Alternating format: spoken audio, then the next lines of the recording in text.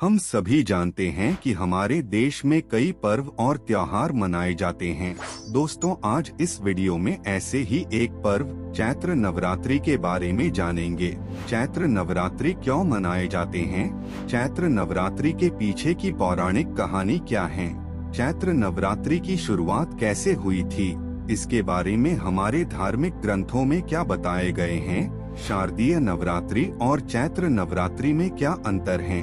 अगर आप इसके बारे में जानना चाहते हैं तो वीडियो को लास्ट तक जरूर देखें, क्योंकि इस वीडियो में हम आपको चैत्र नवरात्र के बारे में पूरी विस्तार से बताने जा रहे हैं।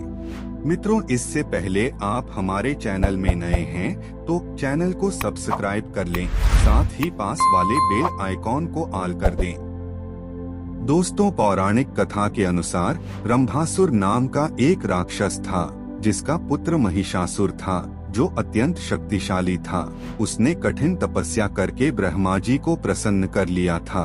ब्रह्मा जी ने प्रकट होकर उन्हें कहा, हे वत्स, तुम मृत्यु को छोड़कर तुम सब कुछ वरदान में मांग सकते हो। इस बात को सुनकर महिषासुर ने बहुत सोचा और फिर कहा, ठीक है प्रभु। तभी उसने ऐसा वरदान मांगा जिससे वह ना ही असुर और ना ही मानव किसी से मेरी मृत्यु नहीं हो।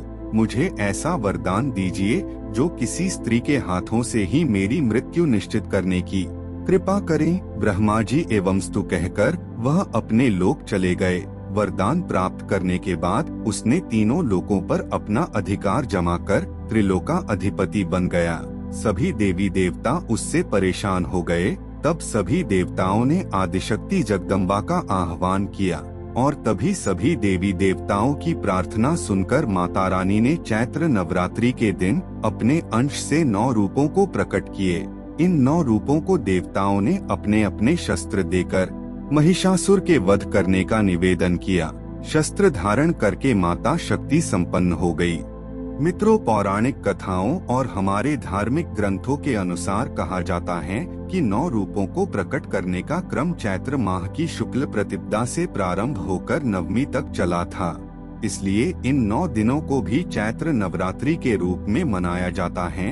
हिंदू धर्म में प्रचलित मान्यताओं के अनुसार चैत्र नवरात्रि के पहले दिन माँ दुर्गा का जन्म हुआ था और माँ दुर्गा के कहने पर ही ब्रह्मा जी ने सृष्टि का निर्माण किए थे। इसलिए चैत्र शुक्ल प्रतिपदा से हिंदू वर्ष शुरू होता है।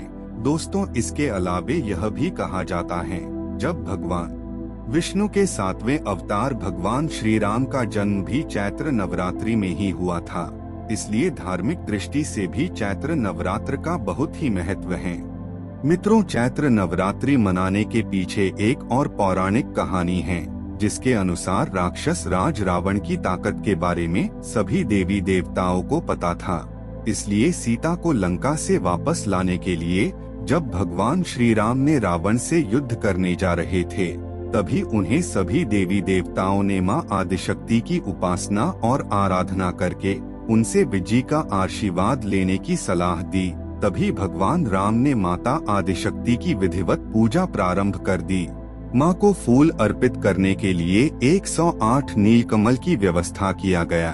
इसके साथ ही मंत्रोच्चारण के साथ पूजा की शुरुआत कर दी गई।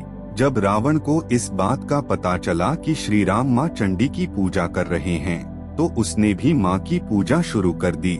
दोस्तों, रावण बहुत बड़ा शक्तिशाली था। ऐसे में किसी भी हाल में अपनी हार नहीं चाहता था। इसलिए उसने अपनी शक्ति से प्रभु श्री राम के 108 फूलों में से एक को चुरा लिया और अपने राज्य में मां चंडी का पाठ करने लगा। जब भगवान राम को इस बात का पता चला और उन्होंने कम पड़ रहे एक नीलकमल की जगह अपनी एक आँख मां को समर्पित करने का प्रण लिया।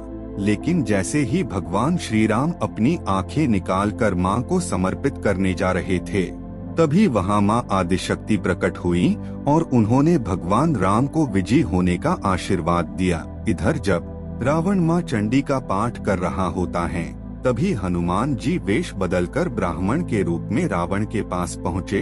पूजा कर कहे रावण से गलत मंत्र का उच्चारण करवा दिया, जिससे मां चंडी क्रोधित हो गई और रावण को श्राप दे दिया, जिसके परिणाम स्वरूप राम रावण के युद्ध में रावण का अंत हो गया। इसलिए चैत्र नवरात्रि के आखिरी दिन को रामनवमी के रूप में मनाया जाता है।